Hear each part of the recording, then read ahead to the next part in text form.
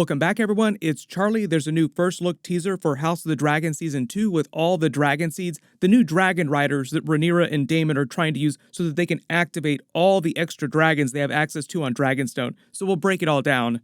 If you're new to the channel, be sure to subscribe to get all the videos. They'll be filming House of the Dragon Season 2 episodes for a while, so we'll be getting more footage soon. And I'm in the middle of Secret Invasion episodes. Emilia Clarke, Mother of Dragons from Game of Thrones, is on that show. Now we have Kit Harington and Emilia Clarke inside the Marvel Universe. We'll have to see if they ever wind up having a reunion between those characters in future Marvel movies. But the first big new character is Addam Velaryon, played by Clinton Liberty, which confirms that it won't just be Rhaenyra Velaryon returning under a secret false name. Addam Velaryon is a character from the books. The scene that they're filming is of him getting ready to claim Rhaenyra's former dragon, Seasmoke. They're using a lot of visual effects, like the actual dragon is done in post-production. That's why you see all the blue screen effects here. Seasmoke has been living on Driftmark since Rhaenyra took off earlier in the timeline. He couldn't take him with him because he would have instantly been identified as Rhaenyra. That's why he shaved his head off too, so people wouldn't see his white hair. Rhaenyra's whole thing is that he didn't want to be part of the royal family just in general. Like, he said he'd had enough of this entire family. He didn't want to inherit High Tide or his father's title. He didn't want to participate in the Dance of the Dragons, the Targaryen civil war between Rhaenyra and the Greens. And because he was married to Rhaenyra, he would have theoretically inherited the Iron Throne. Like, he would have been the king of Westeros. More like king consort, but you get the idea. So he wanted nothing to do with that. He took the option that Rhaenyra denied to Criston Cole earlier when they were younger. Like, Criston Cole asked Rhaenyra to run away with him in secret to the east. She was like, hard pass, but Rhaenyra's like, you know what? I'm going to take that option. I'm going to run off. Addam Velaryon's story in Season 2 will be pretty close to the books. He's one of Corlys Velaryon's bastards who, up to this point, has just been serving as a member of his house's military in the War of the Stepstones. In the lesser battles that happened later in the timeline up to present day, the Corlys had been away fighting to continue just keeping their control over the Stepstones in that trade route. That was why Rhaenys had been so pissed off at him when he returned after he'd been injured, because after they thought later falsely had died, Corlys took off for the Stepstones and just spent all those years avoiding dealing with Rhaenyra's death by trying to keep the Stepstones. Addam was there for all of that. Given his age, he's a little bit younger than Rhaenyra Velaryon, but not that much younger. All these Dragonseeds in general, they're all meant to be bastards either of Targaryens or Velaryons. They'll have certain amounts of Valyrian blood that are in them, enough so that they can bond with dragons. But the other funny thing is it's a good example of how much that their family sleeps around in general. So when Rhaenyra and Daemon are looking for Dragonseeds, anyone with enough Valyrian blood in their veins who can ride a dragon, Addam becomes their choice to take Rhaenyra's former dragon, Seasmoke, and because he's now Corlys Velaryon's only natural-born progeny, even though Addam is his bastard, he also becomes Corlys's heir to High Tide and his title. So he is a pretty important character. Before this, you have to remember, like, we're talking about fake heirs, Lucerys was set to inherit High Tide in the title because his older brother Jacaerys was the heir apparent to the Iron Throne and would become the next king of Westeros, so the younger brother would inherit everything else. Even though it was a very open secret amongst the different houses, the Greens and the Blacks on the show, like, everybody knew that he wasn't Rhaenyra's son. He was a strong boy, quote-unquote, but they were just continuing to keep up appearances to prevent a larger scandal.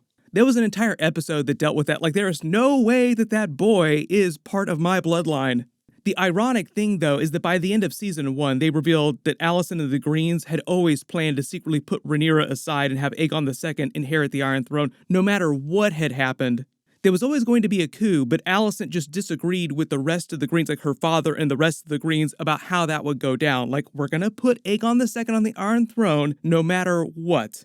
This next new Dragon Rider character is Kieran Bew, who's playing Hugh Hammer. Also notice the white hair. He's a Targaryen bastard who was the son of another Targaryen bastard living as a blacksmith on Dragonstone when the Dance of the Dragons gets started. Most people like that were just regular members of their military, like low-level members of their military. No one in the books knew who his right-born ancestor was in the official royal family. Like, where did his line come from? Because he's the son of a Targaryen bastard, it would have been his grandfather at least, so it would have been someone from Maegor and Aenys' time. But the thing is that Aenys never had any bastards of his own. Like, he was fairly chaste amongst other Targaryens, and Maegor famously was not able to have a male son, at least with any of the women that he married officially. So it's always possible that he descends from one of Maegor or Aenys' children, because at a certain point you have way more Targaryens running around and sleeping around too. But the idea is that he's at least like 20-25% Targaryen. So the whole idea is that you don't need to be mostly of Targaryen blood to ride dragons. You just need a little bit of Targaryen or Valyrian blood in the case of Velaryons. One of his big nicknames in the books is also the Betrayer. I won't get too far into the weeds on that, what happens with his characters, because there are a lot of spoilers. There are some big twists with his characters, but I fully expect them to adapt all the big stuff from his storyline, as well as the other Dragonseeds storylines. He winds up claiming Vermithor, who's the oldest and biggest living dragon after Vhagar during this part of the timeline. He's almost 100 years old right now in present day. We saw Daemon at the end of Season 1 going to roust him inside the Dragonmont. This is the separate part of the Dragonstone Island where they keep all the dragons and where the dragon keepers keep all the dragon eggs. Like, they basically hatch and keep all the dragons here. They got into this a little bit during Season 1, like these dragon keepers. They're meant to be a completely separate order apart from the Targaryen family. That's very insular. They always speak in High Valyrian. Notice that they don't speak in other languages, just High Valyrian, because that's the language that the dragons understand. So their loyalty sort of supersedes any one Targaryen in particular, with the exception of the king at any given moment. For example, earlier in Season 1, earlier in the timeline, when Daemon stole one of the dragon eggs from the Dragonmont, they got really pissed off and immediately told the king, so his brother Viserys got really pissed off. So had Daemon not been the brother of the king, he probably would have been killed immediately. Stealing a dragon egg is like one of the worst things that you could possibly do in Westeros. They're more precious to the Targaryens than gold. Essentially, they're like nuclear weapons. Before this, Vermithor had been the dragon of King Jaehaerys, Rhaenyra's grandfather, who we saw at the beginning of Season 1. No one had ridden Vermithor since his death much earlier in the timeline. And just to do the dragon lineage, like where did all these dragons come from? Vermithor was hatched by Meraxes, the former dragon of Aegon the Conqueror's sister wife Rhaenys. Princess Rhaenys on the show right now was named for her. Rhaenys and Meraxes died just after the War of Conquest when Aegon united the Six Kingdoms in Dorne by Dornish troops who used a scorpion, like one of those big weapons that you saw at the end of the main show, take down her dragon, and she died in the fall. So the idea is that Meraxes is like the progenitor of pretty much all the dragons that you wind up seeing on the show right now and later in the timeline, ultimately. No one knows who hatched the wild dragons, but they're going to be featured during Season 2 as well.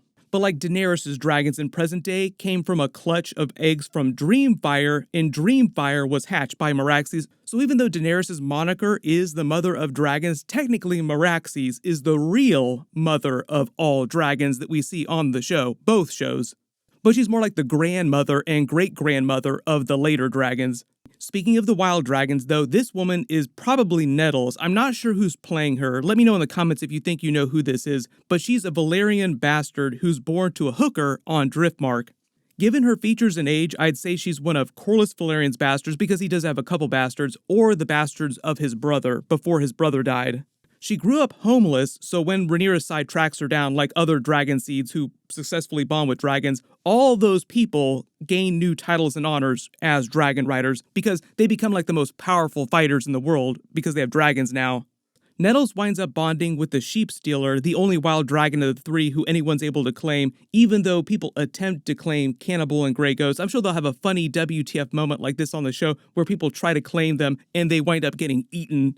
So there are a bunch of people that they find with at least a little Targaryen blood or rumored to have Targaryen blood that attempt to claim dragons and wind up getting maimed or eaten.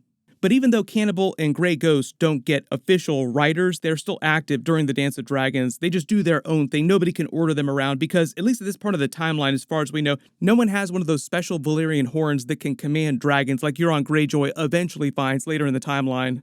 Nettles also winds up becoming one of Daemon's lovers, so she's a really huge character just in general.